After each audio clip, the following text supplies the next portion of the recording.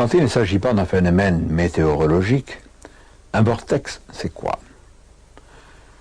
C'est un sas, c'est une porte ouvrant sur d'autres dimensions, disons-le, sur d'autres univers parallèles.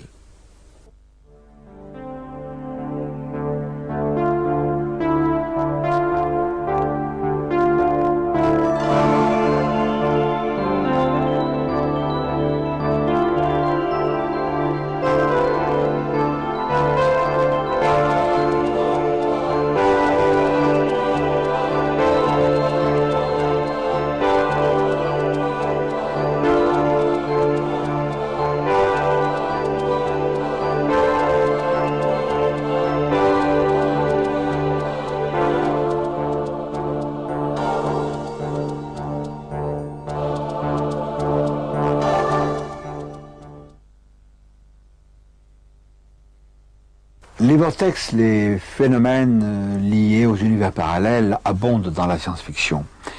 Mais est-ce qu'il s'agit seulement de science-fiction? J'ai utilisé moi-même dans nombre de mes ouvrages ces thèmes des univers parallèles, des autres dimensions. Nous pourrons y revenir le cas échéant. Pour nous informer, nous nous sommes rendus aux Presses de la Cité à Paris et nous avons été les hôtes de Martin Soliren et Bianca von Heroth aux éditions Vaugirard. Ils étaient en pleine réunion avec leur staff et nous avons là rencontré Raymond Audemarre. Raymond Audemarre, tu es un vieux de la vieille de la science-fiction, tu as fait des critiques littéraires depuis très longtemps, tu es un adaptateur, tu travailles d'ailleurs sur des bouquins tels que ceux de Blade, le fameux héros, n'est-ce pas, dirigé par Gérard de Villiers. Tu es directeur d'une collection aux éditions Vaugirard. Parlons aussi quand même de confrères qui ont usé et abusé pour le plaisir de leurs lecteurs d'ailleurs des vortex. C'est vrai que les plus grands de la science-fiction ont utilisé le thème des univers parallèles parce que c'est une façon extraordinaire de présenter un autre monde, une autre conception du monde ou de l'univers sans avoir à passer par le médium qu'est le voyage spatial. Donc le changement d'univers, le passage par un vortex, par un trou, par une déchirure, par une brèche. Je crois que tous les termes ont été utilisés depuis Sheckley ou Sprague de Camp ou Dick ou tous les autres auteurs qui sont intéressés au sujet. Et puis on peut même se dire qu'il y a très longtemps, Rice Burroughs, quand il écrivait les histoires se passant sur Mars, eh bien son vaisseau ne partait pas de la Terre. Il n'y avait pas de vaisseau, à vrai dire. Le personnage simplement regardait Mars dans le ciel et puis en quelque sorte il tombait dans une espèce de trou, dans une espèce d'autre univers et il se trouvait transporté directement sur la planète Mars. Alors c'est vrai que voilà, et c'est vrai que c'était extrêmement facile. C'était un petit peu utilisé à l'origine, je crois, comme une facilité, parce que bon, ça évitait de se poser des questions sur le voyage. Voilà, tout à fait. Mais d'autres auteurs beaucoup plus récents, comme Sprague de Camp avec De peur que les ténèbres, utilisent le thème de façon vraiment assez extraordinaire, puisque son personnage, qui est un professeur d'université, tout simplement un jour, il tombe dans une sorte de trou, et ce trou est un trou temporel, puisque le vortex ou la possibilité de sortir de l'univers est utilisée non seulement dans sa dimension spatiale, mais également souvent dans la dimension temporelle. Et là, il va se retrouver donc à la fin de l'Empire romain, et il va introduire le zéro dans les mathématiques, il va essayer de modifier la société, et se rendre compte que c'est pas aussi facile que ça, quand on est tout seul, de modifier toute une société. Alors, le domaine des univers parallèles, le domaine de ces sas, ces portes vers ailleurs, on peut dire que ce n'est pas que du domaine de la science-fiction. C'est-à-dire que ça a été vraiment, on peut dire, extrêmement exploré par les auteurs de science-fiction, dont toi. Ça vient aussi, je pense, de beaucoup de traditions, de beaucoup de légendes, avec des gens qui disparaissaient, qui réapparaissaient, et finalement on peut se poser la question de savoir sur quoi sont fondées toutes ces légendes. La science-fiction, en fait, a beaucoup utilisé les idées qui flottaient un petit peu dans l'air. Elle a utilisé aussi beaucoup la mythologie, elle a utilisé beaucoup les légendes, les traditions, et finalement on s'aperçoit que du moins c'est une impression, que cette idée de passage entre des univers parallèles, cette idée finalement de vortex, de brèche, de trous et autres, comme les termes sont utilisés, eh bien, elle a des résonances dans la réalité, elle a des résonances dans la légende, mais également dans la réalité. On l'a vu dans certaines apparitions ou dans certains phénomènes qui sont liés au phénomène OVNI, et certains auteurs ont pas mal d'ailleurs réfléchi sur ce point, entre le phénomène OVNI et les univers parallèles. Je pense à Jacques Vallée en particulier. Et c'est vrai qu'il y a eu des épisodes, il y a eu des disparitions pour le moins mystérieuses qui peuvent laisser supposer qu'il y a quelque part des zones, des sas qui permettent d'accéder à un univers ou à un autre. Il y a quand même une affaire qui, moi, m'avait assez fasciné. C'était entre le milieu et la fin des années 70. C'était l'affaire du caporal Valdés, c'est-à-dire ce Chilien qui a disparu au cours de manœuvres, si mes souvenirs sont exacts, ils sont quand même un petit peu nébuleux, et puis qu'on a retrouvé un jour ou 2 jours plus tard, un quart d'heure. Ou un quart d'heure plus tard, et il avait vécu, lui, plusieurs jours. Sa barbe avait poussé, et il était complètement ébahi, peut-être pas autant même que ses compagnons, de se retrouver un quart d'heure après son départ, alors que lui avait finalement vécu ses journées physiologiquement. L'affaire du caporal Valdés est une affaire parmi d'autres touchant aux univers parallèles. Les vortex font partie de notre réalité. C'est pourquoi les personnes qui ont été déplacées au-delà de ces sas qui ouvrent sur autre chose ont été confrontées à des réalités qui n'existent pas sur notre monde. À cet égard, le cas de Jeannette Blum, l'épouse de notre ami Jean Blum, est significatif puisqu'elle aussi a touché du doigt les vortex.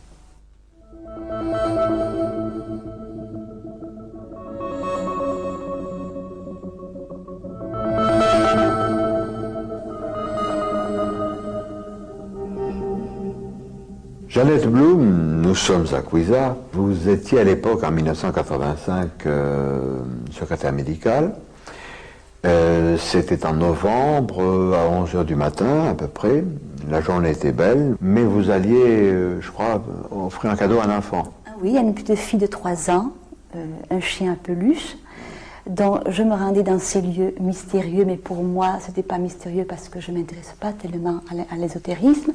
J'allais là-bas, disons, franchement, faire plaisir à une petite fille. Est-ce que cette route, vous l'aviez déjà empruntée ou... Je l'avais empruntée une fois, mais de nuit. Je ne connaissais pas l'endroit. Bon, j'allais dans cette ferme, bien sûr, je savais très bien qu'elle était située sur un promontoire, dont je la voyais très bien de la route départementale, mais je ne connaissais pas l'environnement. Ça, je savais très bien que c'était isolé, boisé, et c'est tout.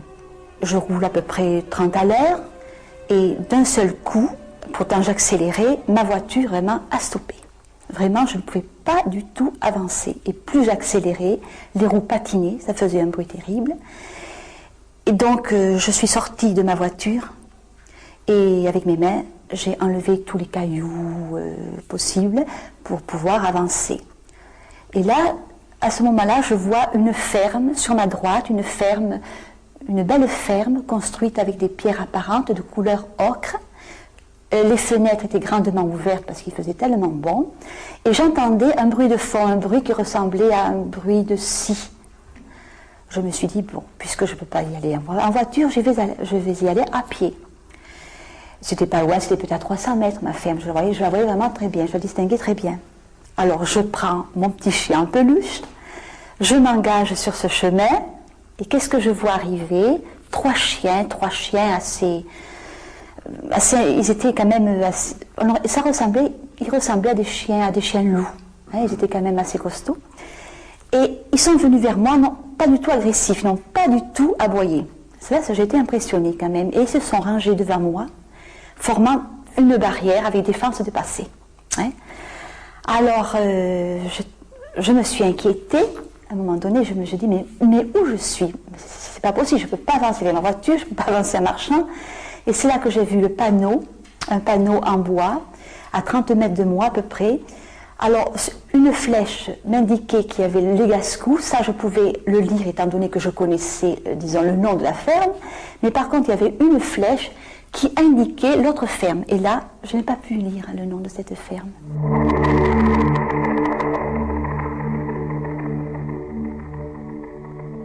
Jeannette Blum, nous sommes sur le site où vous avez vécu cette étonnante aventure. Alors décrivez-nous un peu ce site. Eh bien ce site, le voilà, j'ai trouvé ma ferme ici, sur ce promontoire-là, juste en face de nous. Cette coopérative agricole où ils vendent du fromage de chèvre n'existait pas. Bon, et à ma gauche, vous avez les Gascous, dont vous voyez dans la ferme, on la voit d'ici, d'assises également en hauteur, sur un promontoire. C'est là où j'étais décidée d'y aller à pied, c'était pas loin, quand j'ai vu que je n'avançais pas avec ma voiture. Et c'est là, à droite, que les chiens sont arrivés et qui m'ont interdit de passer. Hein. Ils ont fait comme une barrière, 3 chiens, ils ont vraiment rempli le chemin.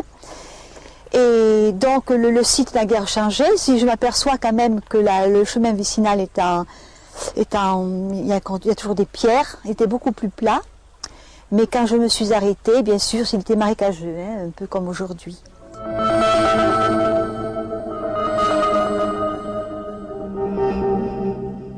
Alors, qu'est-ce que j'ai fait? Je suis rentrée dans ma voiture face aux chiens et j'ai dit, pourvu que je puisse faire marche arrière. Et marche arrière, j'ai pu faire marche arrière jusqu'à la route départementale. Je suis arrivée chez moi, mon mari est arrivé, je lui raconte cette histoire. Il m'a bien écoutée d'ailleurs. Il m'a dit, écoute, tu téléphones à cette dame et tu lui racontes ce qui s'est passé. Et alors effectivement, je téléphone et je le lui dis. Je lui ai dit que je n'ai pas pu te joindre étant donné qu'il y avait 3 chiens qui me barraient la route. Elle me dit, mais enfin, c'est pas possible.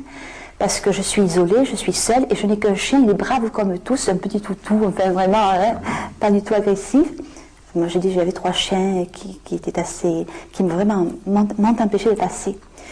Et j'ai dit, mais ce qui me rassure dans le fond, c'est que tu as une ferme à côté, tu n'es pas tellement isolée. Elle me dit, mais enfin, il n'y a pas de ferme. Je t'assure, il n'y a pas de ferme. Alors quand elle m'a dit ça, je dis, mais qu'est-ce qui m'arrive? Est-ce que je deviens folle ou pas?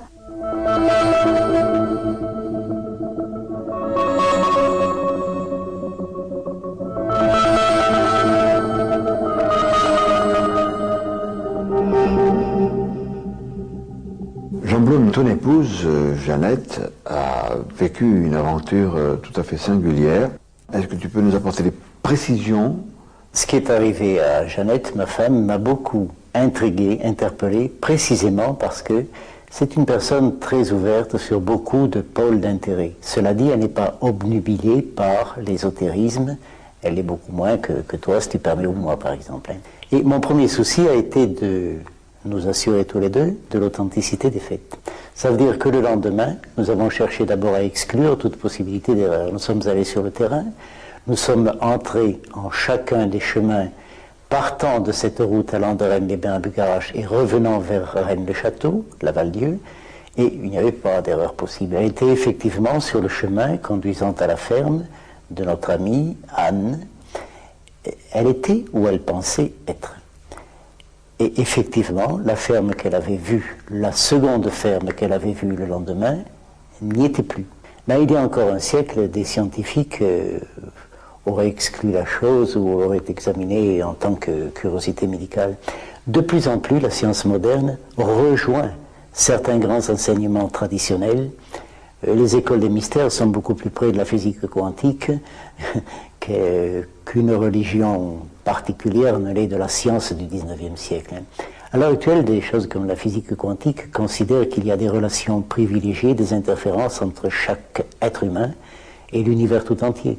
D'une certaine façon, la physique quantique postule que nous créons l'univers en l'observant. Et certaines écoles de la physique quantique envisagent que l'univers se subdivise à chaque plus court instant possible, ça s'appelle le temps de Planck, ça, et que l'un de ces univers est consacré, sacralisé, dirais-je même, comme réel par notre observation et perdure dans le temps.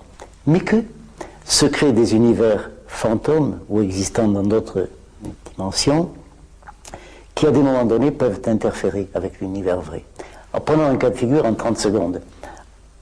Sur le site de cette ferme, à un moment donné, un monsieur quelconque gagne le gros lot à la loterie. Il hésite entre faire construire une ferme là et aller couler des jours heureux au bord de la mer. Il prend l'hypothèse jours heureux au bord de la mer et il n'édifie pas cette ferme. Mais l'hypothèse qu'il exclut part dans un univers fantôme. Il édifie ailleurs où son double édifie une ferme là et puis, péripéties à n'en plus finir, et à un moment donné, la fréquence vibratoire de cette ferme, d'un univers dont on peut considérer qu'il est et n'est pas en même temps, vient sur une harmonique, ça peut paraître barbare, mais c'est un peu ça la science moderne, vient sur une harmonique vibratoire de notre univers actuel, et un habitant, une habitante de notre univers actuel rencontre cette chose-là. Ça, c'est une possibilité. Maintenant, il y a la plongée dans le temps, il y a d'autres possibilités comme ça. Après avoir interviewé Jeannette Blum sur les lieux, nous continuons le chemin, et sur ce chemin, 2 chiens semblaient nous attendre. Ce qui est surprenant quand je viens dans cet endroit, c'est que je rencontre toujours des chiens. Partout où je m'arrête, il y a des chiens. Et là, voyez-vous, il y en a 2, ils sont vraiment extraordinaires. Et là, vraiment, vous les voyez. Tout à fait. Bon, alors là, ceux-là, ils existent. Mais c'est extraordinaire, j'ai remarqué ça. Je rencontre toujours un chien dans cette région. Il ne faut pas négliger cette histoire de chiens. Il s'agit en fait d'un phénomène de rémanence que l'on rencontre assez souvent dans le cas des autres dimensions. Ainsi, dans la cassette Contact Espace-Temps, on voit Jean-Claude Pantel qui est contacté par des êtres d'une autre dimension, d'un autre ailleurs. L'un de ces contacts eut lieu dans un immeuble de la rue Lafayette à Marseille, dont Jean-Claude Pantel, évidemment, ne possédait pas la clé. Nous non plus, à plus forte raison. Or, quand nous sommes allés, quand notre équipe de tournage s'est rendue sur les lieux, nous étions à la porte et nous avons vu sortir quelqu'un. Nous sommes rentrés. Une autre fois, c'est l'inverse. Nous sommes rentrés à la suite de quelqu'un qui venait pénétrer dans l'immeuble. De son côté, Jean-Claude Pantel a toujours fait la même chose. Il a suivi quelqu'un qui entrait. Ou il est entré parce que quelqu'un venait d'en sortir.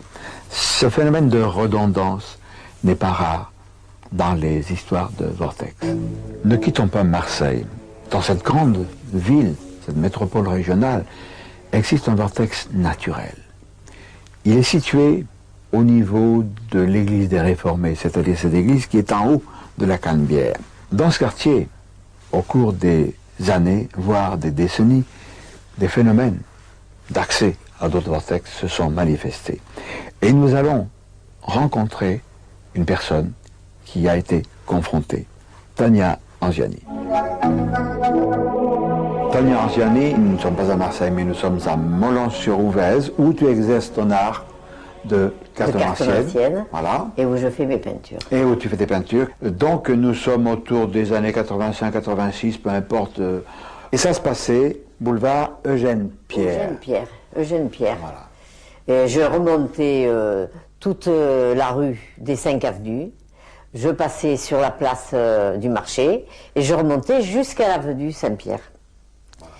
Et lorsque j'arrivais là, je laissais mon chien trotter parce qu'il y avait beaucoup d'arbres et qu'il fallait qu'il fasse ses petits besoins chaque arbre. Et je me suis trouvée, sans m'en rendre compte, dans un jardin, mais un jardin touffu. Je dirais que ça faisait plus forêt que jardin, parce que c'était surtout des arbres, où je ne voyais pas le ciel, ni rien du tout. Par contre, il y avait des roses trémières, qui étaient d'un rose très vif, violent, mais qui avaient des 4 mètres de haut. C'est ça. Et en moi-même, je me suis demandé, et j'ai dit, tiens, mais qu'est-ce qu'elle peut mettre comme produit dans sa terre pour pouvoir obtenir des roses comme ça? Et le chien, pendant ce temps, courait dans l'herbe, il se roulait et tout. Et c'est à ce moment-là que je me suis rendu compte que j'étais chez quelqu'un. Alors je me suis naturellement repris, j'ai vite attrapé mon chien et j'ai reculé de 2 mètres. Lorsque j'ai reculé de 2 mètres, je me suis trouvé dans le boulevard. Comme je ne comprenais pas trop ce qui m'arrivait, je suis retourné en avant et j'étais toujours sur le trottoir. Alors j'ai pris mon chien dans les bras, j'ai traversé l'avenue pour regarder de loin. Il n'y avait toujours pas de jardin, il n'y avait que les maisons devant, le trottoir devant. Mais mon chien, par contre, sentait l'herbe. Il s'était donc bel et bien roulé dans l'herbe. Tu te trouvais tout simplement, entre guillemets, dans si j'avais su, j'aurais avancé. Le fameux vortex qui a son point central au Réformé. Oui, c'est au Réformé. Dans un rayon de 500 mètres autour des Réformés, c'est ça le vortex de Marseille.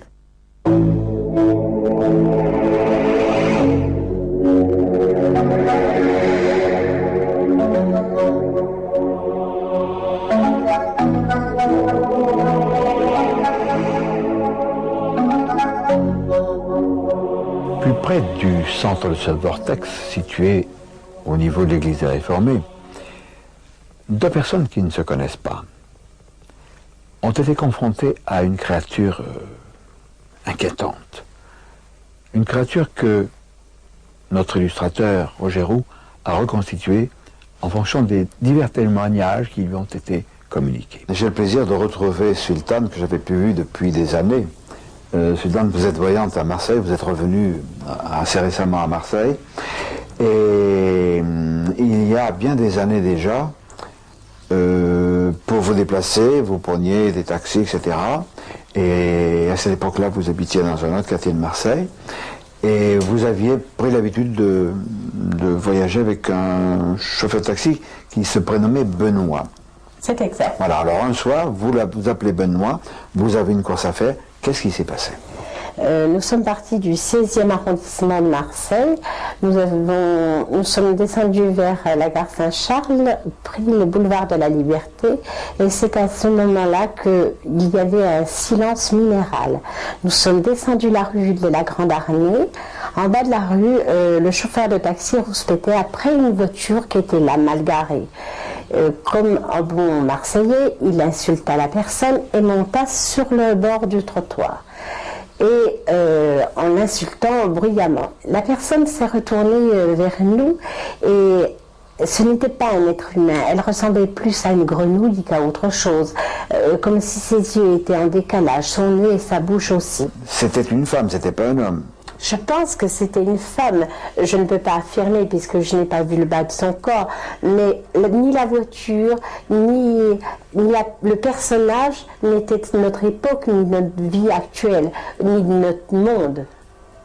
Ça ressemblait à tout sauf à rien. Sultan, il faut préciser que c'était en plein été, ça. Oui, c'était en plein été, c'était au mois de juillet. Il était 8h du soir, 8h, 8h30. Et bon, à ce moment-là, il devait avoir beaucoup de monde, parce qu'au mois de juillet, il y a toujours beaucoup de monde entre le boulevard de la Liberté et les Réformés. Et là, il n'y avait personne, pas un chat, pas un bruit, rien. Du coin de la rue de la Liberté jusqu'au bas des Réformés, jusqu'au restaurant L'Adagio, il y a eu un silence minéral. Et alors vous m'aviez dit, il me semble, parce que les souvenirs, ça fait 10 ans, oui. S'estompent, il me semble que vous m'aviez dit que ce qui vous avait surpris, c'est que la traversée de ce grand carrefour en haut de la Canebière s'était passée sans heurts, sans secousse. Sans secousse, comme si la voiture avait volé, comme si elle avait même traversé des maisons, parce qu'après j'étais sur place pour tomber, enfin faut faire faut tourner, et là c'est comme si on avait été tout droit jusque devant l'Adagio, c'est comme si les maisons n'avaient plus existé, ce qui est une chose complètement phénoménale.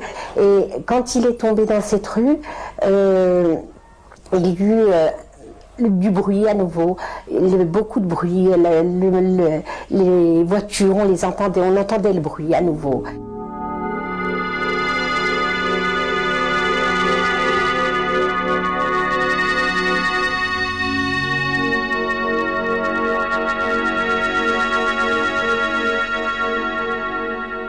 J'avais décrit certains phénomènes d'interaction avec les vortex dans cette région au cours de mon ouvrage documentaire Le Monde étrange décontacté, qui est totalement épuisé et dont l'édition revue augmentée est parue aux presses de la Cité sous le nom Nos maîtres les extraterrestres. Et c'est grâce à ce livre que le radiesthésiste Gérard Jourdan a pu nous amener un autre témoin. Et Gérard Jourdan va nous en parler. Nous sommes sur le parvis de l'église Saint-Vincent de Paul, plus connue à Marseille sous le nom de l'église des Réformés. Et Gérard Jourdan, toi et moi, nous connaissons depuis 1984, je crois. Oui. Et je voudrais que tu nous expliques ici comment tu as été amené à rencontrer le témoin que nous allons interroger tout à l'heure, que nous appelons Bernard. C'est très simple. L'été dernier, j'ai consulté une personne qui s'appelle Aude et qui me dit « Je me trouve mal, j'habitais plus exactement la rue Adolphe Thiers à ses débuts et j'ai vécu des expériences troublantes. J'ose pas en parler parce que j'arrive pas à expliquer les faits. Alors elle sait que je pratique la radiesthésie, tout ça, et elle se confie à moi et elle me dit « J'explique pas par la logique, ce qui peut se passer. Je constate qu'il y a des trucs qui ne vont pas dans ce secteur. Alors, je suis peut-être un peu folle. Elle me dit, je dis, non, pas du tout, je la rassure. J'ai dit, vous n'êtes pas la seule à avoir rencontré des phénomènes bizarres, puisque, je me souviens, en 84, avec Jimmy Gueux, nous avons fait une expérience, et je prends sur ma bibliothèque ton livre, Jimmy, et je lui fais lire, donc, un des passages, des pages 91-92, par là, qui cite cette histoire ici. Elle me dit, mais ces faits sont troublants, est-ce que je peux emprunter le livre ? Elle me dit, je vais le confier, il n'y a aucun risque donc pour l'ouvrage, à mon ami Bernard, qui est très intéressé, qui vit dans ce secteur et qui est très intéressé. Donc je lui confie le livre et quelques jours après, donc Bernard m'appelle au téléphone, il me dit, mais c'est quelque chose d'affolant ce qui m'arrive, c'est que l'histoire qui est contée par Jimmy Gueux dans ce livre, qui date de 84, je l'ai vécu moi-même il y a de cela 2-3 mois seulement, et c'est exactement ce qui s'est passé.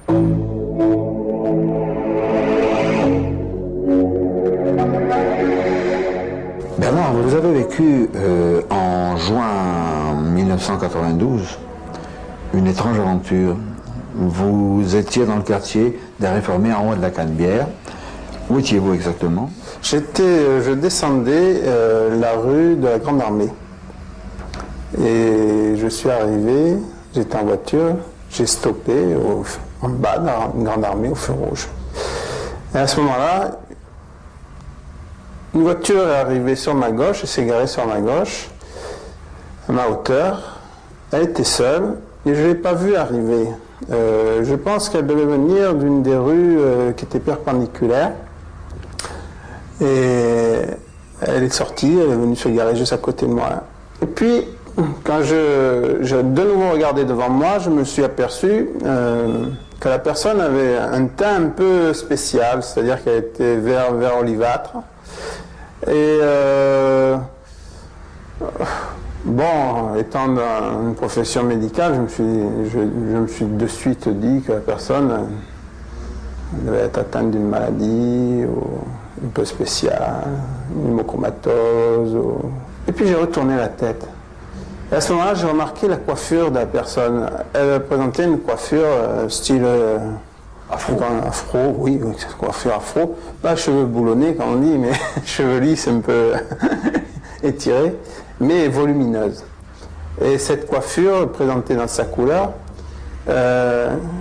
différents points blancs, des blancs. C'était une femme. Je pense que c'était une femme. Hein. C'était assez massif quand même. Hein.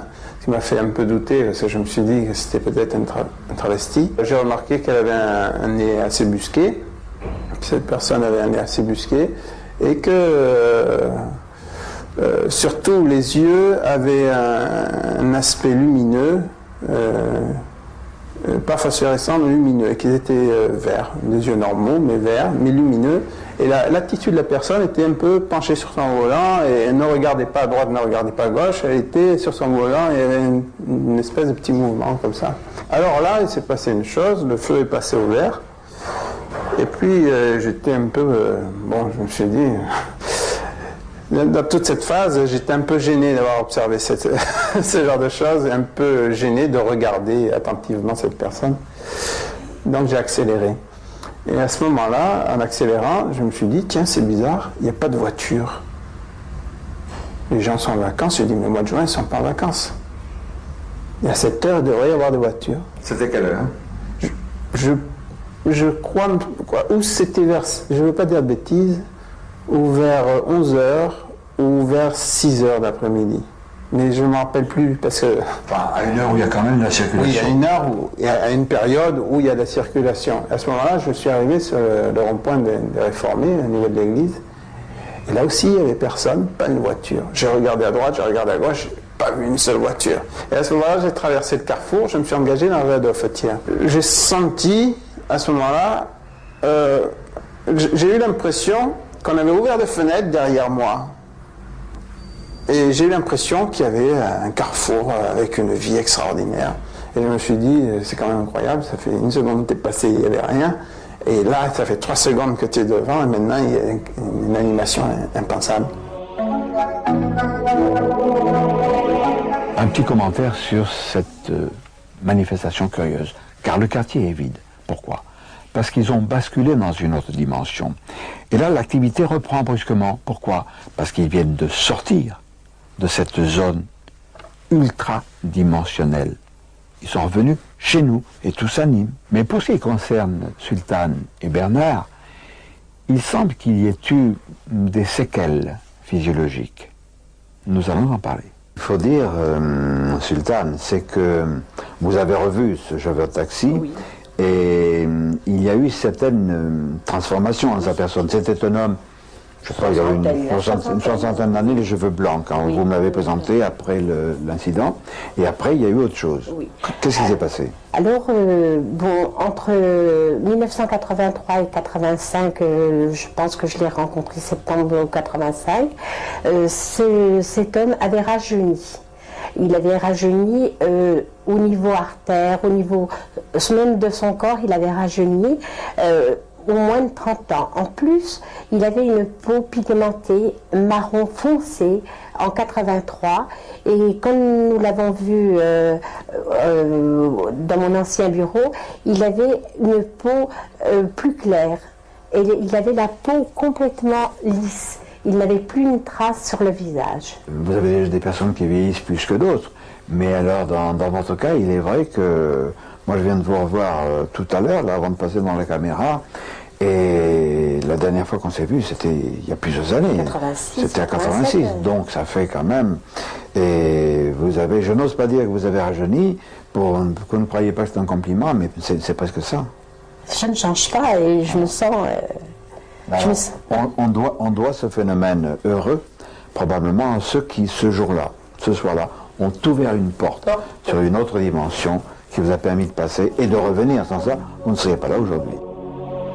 La seule chose bizarre, ça s'est passé 2 mois après, quoi. J'ai quand même pris 2 coups sur la tête. Est-ce que c'est une coïncidence ou quoi? Avec une massette. Et il faut bien le dire, je suis encore là, hein. Je ne dirais pas exactement comment ça s'est passé, mais ça m'a un peu surpris d'être aussi résistant. Je ne vais pas entrer dans les détails. C'est une agression que vous avez subie? Oui, c'est une agression. J'ai subi une agression.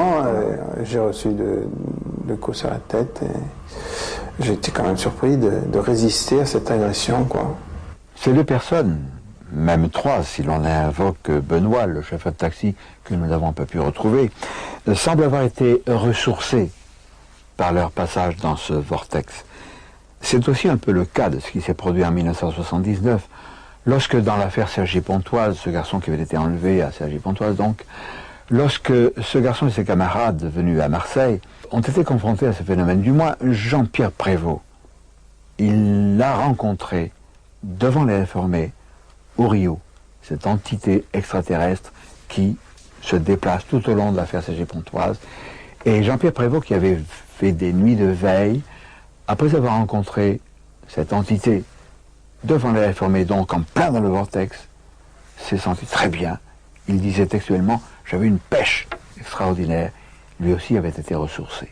Certains vortex sont en corrélation avec des zones chargées de l'histoire. C'est le cas de Théopolis, la cité des dieux. Non loin de Sisteron, existe une pierre gravée en latin qui atteste de l'existence de ce site antique à l'époque romaine.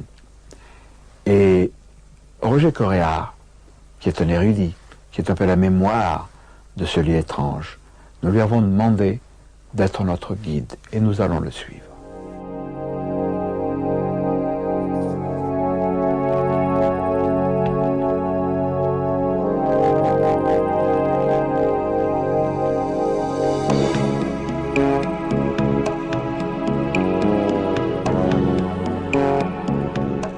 Roger Coréard, nous sommes devant la fameuse pierre écrite. C'est cette route qui va de Sisteron à Saint-Géniès. Cette pierre écrite, elle remonte à l'époque romaine. Oui, elle remonte au début du 5e siècle. Au début du 5e siècle. Et qu'est-ce qu'il y a écrit là-dessus? Alors, c'est très mystérieux. Cette pierre n'est pas datée, mais il est question d'un grand Romain qui se nomme Claudius Postumus Dardanus, qui était préfet du prétoire des Gaules de 409 à 414. Or, comme on parle de Dardanus en tant qu'ex-préfet du prétoire, ex-gouverneur de la Viennoise, ex-questeur, donc c'est après sa dernière fonction, son ultime fonction de préfet du prétoire des Gaules. Donc cette pierre est datée en gros de 415 à 420. Alors, ce qu'elle nous dit, elle dit que Dardanus, son épouse Nevia Galla et son frère Lepidus, qui fut gouverneur de Germanie première, aux environs de 395, ont fait ouvrir une voie praticable qui conduit vers le lieu de Théopolis, locus qui nomen Théopolis est, un lieu qui se nomme Théopolis, lieu qu'ils ont fait fortifier par des murs et des portes, et ceci pour la sécurité de tous.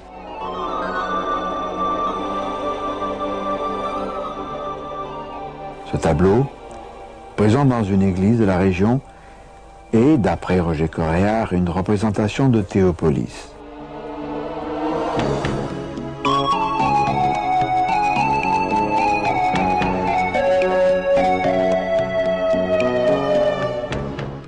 Roger Coréard, nous avons gagné en hauteur, nous sommes en altitude et nous avons à côté de nous la chapelle Notre-Dame de Dromont. C'est un site mystérieux, mais pourquoi? Bon, d'abord de la façon dont cette chapelle a été reconstruite. Après les guerres de religion, tout a été détruit dans la région.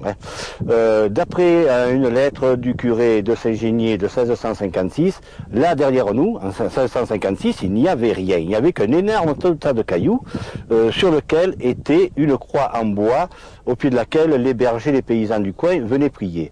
Un jour, un petit berger, Honoré Masse, 12-14 ans, était en prière. Il a entendu la voix de la Sainte Vierge qui lui disait « Avant, ici, il y avait une chapelle qui m'était dédiée, je voudrais qu'elle soit reconstruite. » Le petit berger a creusé, a découvert des débris de construction, en a parlé à son père, qui en a parlé au curé du village, qui en a parlé lui-même au seigneur de Dromont, lequel seigneur de Dromont a ramassé gratuitement une corvée de paysans, et il s'est mis à faire déblayer le tas de pierres. Et on a trouvé effectivement les débris d'une chapelle qu'on a reconstruite. Et en creusant, on a percé le sol et on est tombé dans cette fameuse crypte qui est en dessous. Donc on peut dire que la redécouverte de cette crypte, qui est pratiquement indatable, nous est venue par intervention divine. Et alors dans ce site, il y a aussi les rochers de Dromont. Cet énorme effondrement entre deux masses de roc qui ressemble à un serre-livre. Oui, un serre-livre, voilà. Exactement, oui. Bon, alors on peut supposer, vu les énormes éboulis de rochers qui sont en dessous, en direction du torrent du Vinçon, parce qu'on a une déclivité de 60% et un ravin qui est à 300-400 mètres de profondeur, où coule le torrent du Vinçon. Alors, vu d'en bas, ou vu d'en haut, peu importe, on a l'impression qu'il y a eu un effondrement entre les deux. D'abord, des géologues m'ont dit qu'il y avait très certainement un sommet qui reliait les deux. Bon, il y a 10 000 ans, il y en a 2000 ou il y en a 1500, on l'ignore totalement. Mais le fameux locus qui nomen Théopolis est dont parle la pierre écrite de Dardanus, c'est-à-dire un lieu qui se nomme Théopolis, moi je pense que c'est plutôt les rochers de Dromont. Vu l'importance mystique, ésotérique de ce rocher, c'est là que je place Théopolis.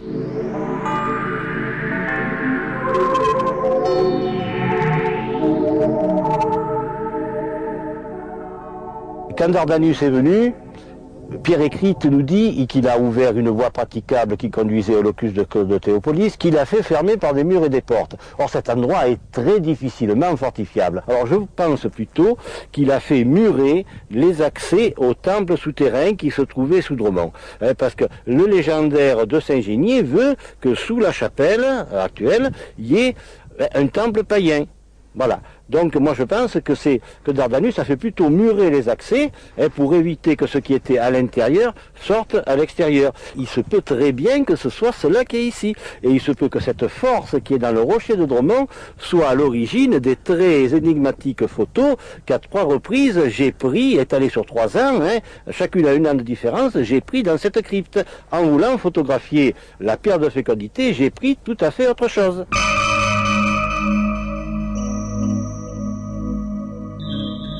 C'est dans cette crypte que Roger Coréard fut directement confronté à un phénomène étrange relevant des vortex. Le seul homme qui parle officiellement, je dis bien officiellement, de la pierre de fécondité, c'est monsieur Pierre Colomb, qui a écrit un magnifique livre, Sisteron et le pays cisteronné. Bon, Pierre Colomb, c'est celui qui nous a sauvegardé la forteresse de Sisteron après le bombardement du 15 août 44. C'est celui qui a fait restaurer cette chapelle et une dizaine d'autres chapelles tout autour. Hein. Alors, il a dans son livre, il parle justement de cette pierre de fécondité, et c'est le seul qui parle de cette pierre. Il ne dit pas pierre de fécondité, il dit ce bloc de roche que des mains et des lèvres ont poli, peut-être que des femmes venaient demander là des garçons vigoureux pour conduire les troupeaux hérissés de béliers dont le souvenir hante les chapiteaux énigmatiques de la crypte. Alors ces photos, tu les as prises comment? Alors voilà. La première, septembre 90, j'ai voulu prendre la crypte de l'extérieur. Donc je me suis mis à genoux, à l'extérieur, j'ai pris mon appareil que j'ai passé à hauteur de moi, au pif, et j'ai visé le fond de la crypte. Donc j'ai visé la pierre. La pierre, et il m'a pas sorti cela.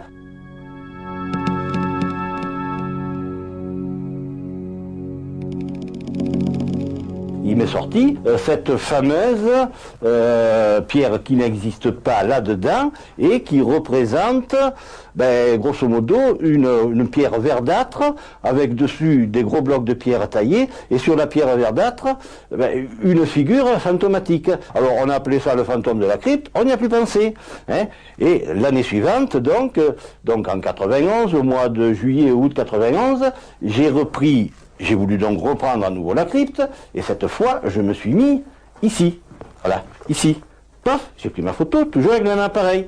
Et à ce moment-là, il m'est ressorti la même figure fantomatique, exactement dans les mêmes détails, mais plus loin, au lieu d'être, alors qu'elle aurait dû être plus près, puisque en définitive, j'étais bien 1,50 m plus près de la pierre. Mais cette fois, la silhouette apparaît plus loin. Bon, alors cette fois, j'ai quand même été assez troublé. Et l'année suivante, j'ai repris la même photo, j'avais plus de flash pour mon ancien appareil, j'ai pris un jetable, et cette fois j'ai pris la même photo de la même condition. Et vu que le champ était plus grand, il m'est toujours apparu cette figure fantomatique.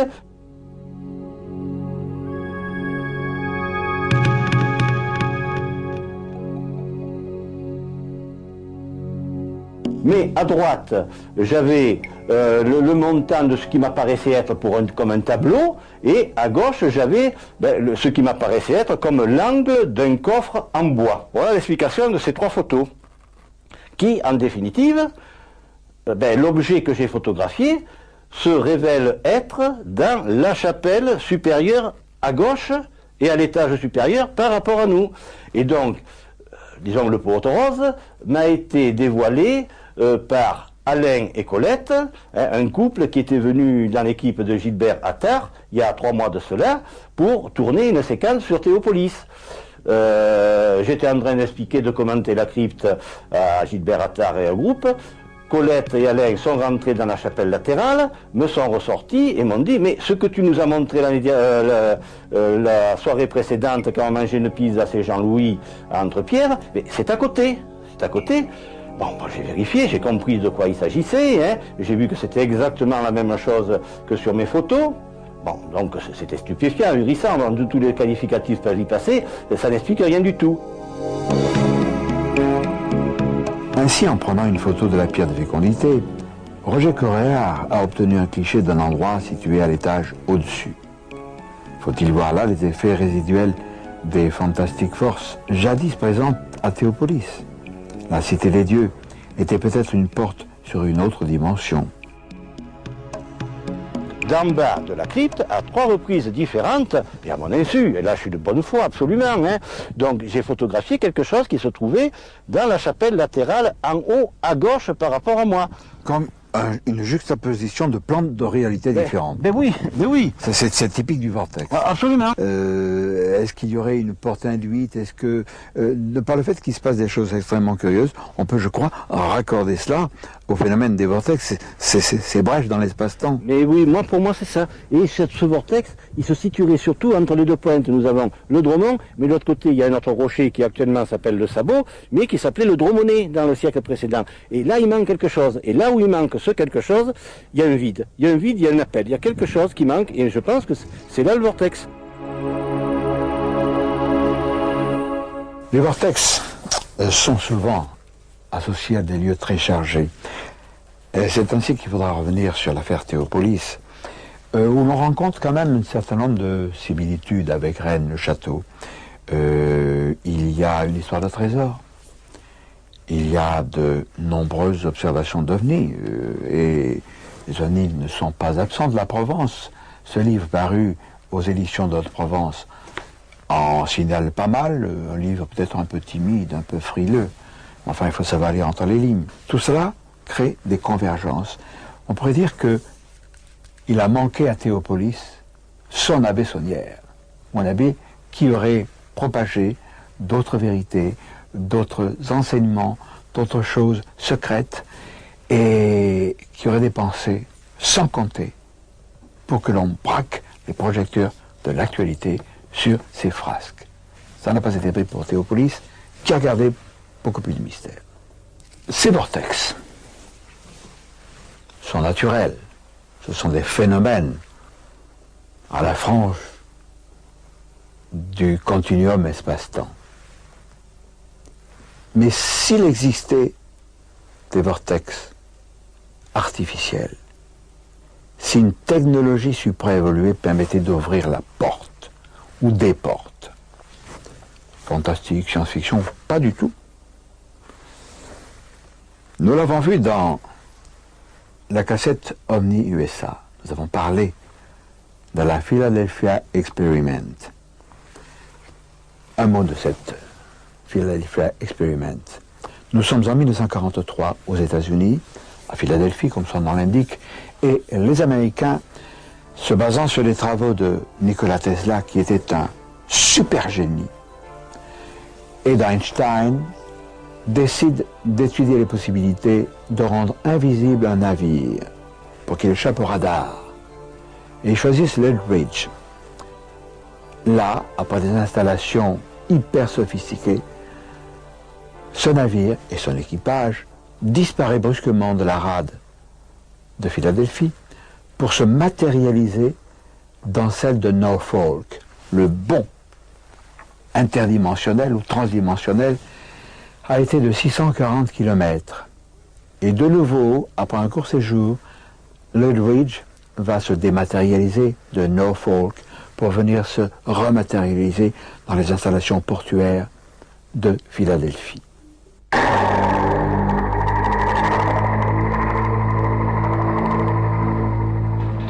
Alors je vais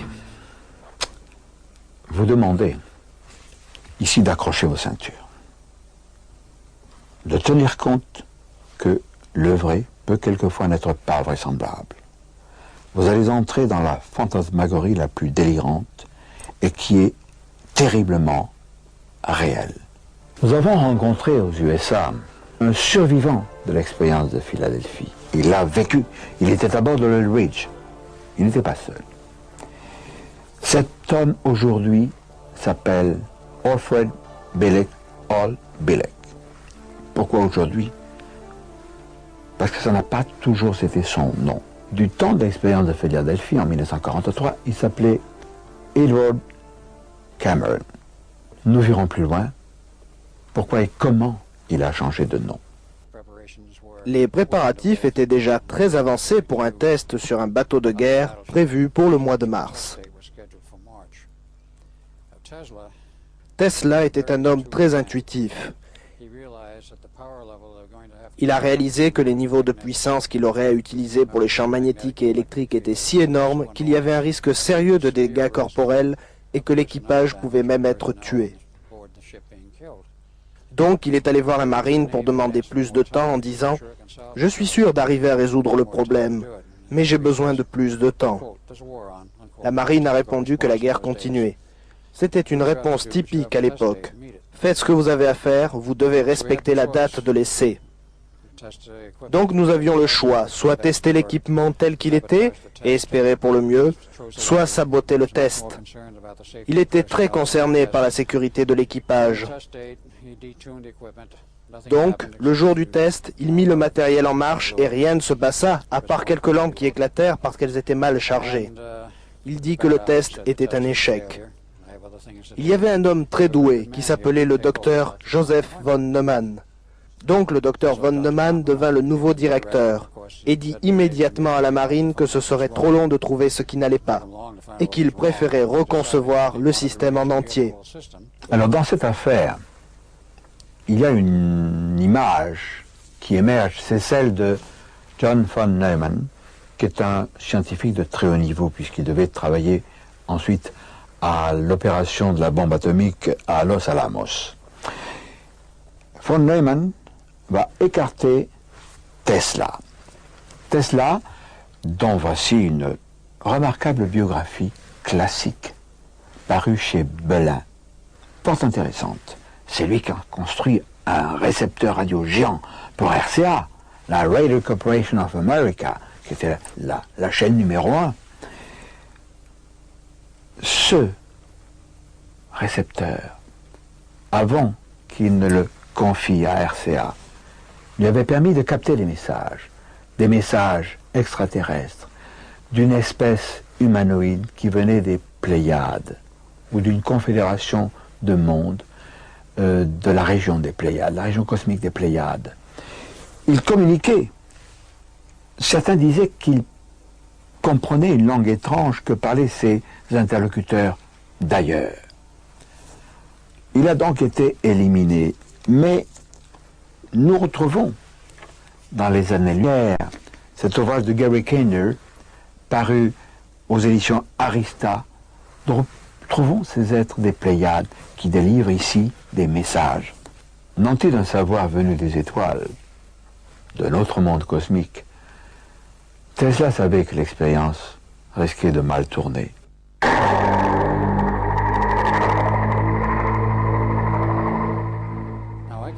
J'étais monté à bord avec mon frère Duncan Cameron. Je ne m'appelais pas Al Bielek à cette époque, mais Edward Cameron. J'étais né le 4 août 1916, Duncan en mai 1917. Notre père était Alexander Duncan Cameron Sr., qui était lui aussi dans la marine. Nous étions à l'intérieur du poste de contrôle, derrière un blindage en acier. Les portes aussi étaient blindées. Tout a été normal pendant 30 secondes, et puis nous avons vu les tubes électroniques éclater par vagues. Il y en avait 3000 pour contrôler les bobinages générant les champs.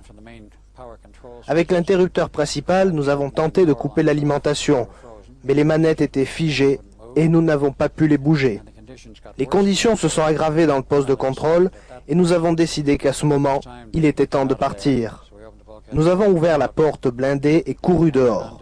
Sur le pont, les marins paniquaient, mais personne n'était encore incrusté au pont à ce moment-là. Tous les deux, nous avons eu un éclair de génie. Sautons par-dessus bord.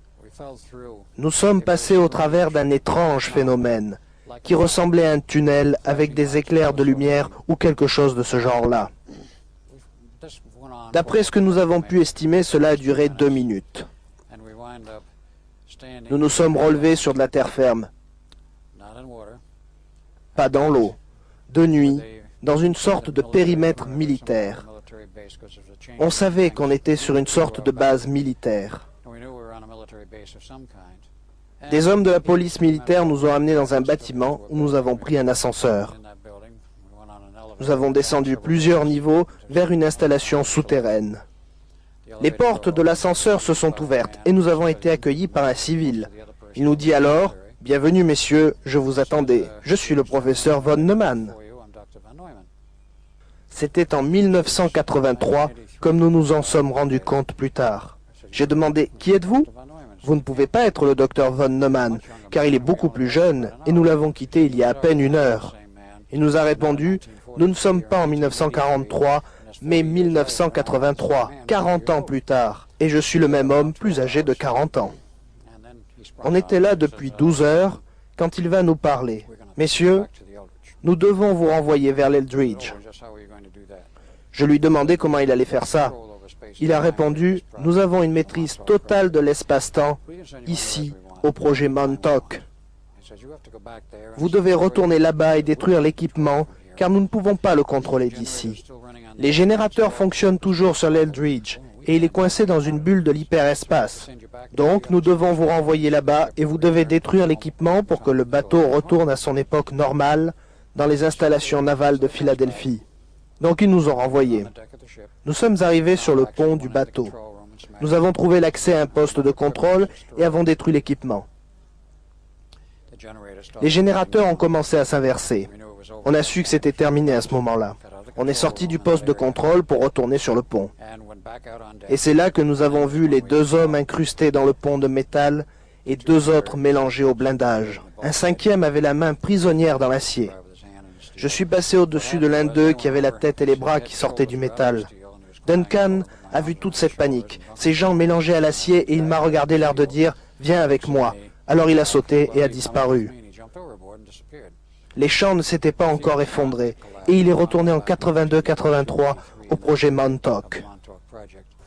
Suite à cette aventure, Edward Cameron va rejoindre le professeur von Neumann à Los Alamos en juillet 1944. 3 ans plus tard, le 4 juillet 1947, il va être arrêté, Cameron, accusé d'espionnage. C'est faux, bien sûr.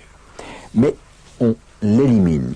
Et il va connaître à ses dépens que les technologies de manipulation de l'espace-temps sont aux mains des militaires. Il en aura la preuve, car il va être précipité au Montauk Project, qui est situé à Long Island, qui est une île pas loin de New York. Et là, c'est le fantastique qui l'attend. Donc on m'a emmené à Montauk. Il y avait une base navale là-bas. Après plusieurs heures, on m'a dit de rester debout sur un cercle, dont on parle dans le livre sur Montauk. J'étais entouré de militaires qui m'ordonnaient de ne pas bouger. Il y avait 75 personnes armées autour de moi. Et puis soudain, je n'étais plus là. J'étais de retour au projet Montauk de 1983 dans les souterrains. Von Neumann me dit « Je n'aime pas ce qui va se passer. Ils vont vous renvoyer en arrière dans le temps, effacer votre mémoire et vous mettre dans une autre famille. Vous allez tout recommencer avec une nouvelle vie. Ils ont l'espoir que vous ne vous rappellerez jamais de ce qui s'est passé et que disparaîtront la mémoire et la personnalité d'Edward Cameron. » Cameron est renvoyé dans le passé. Il régresse, il a 1 an.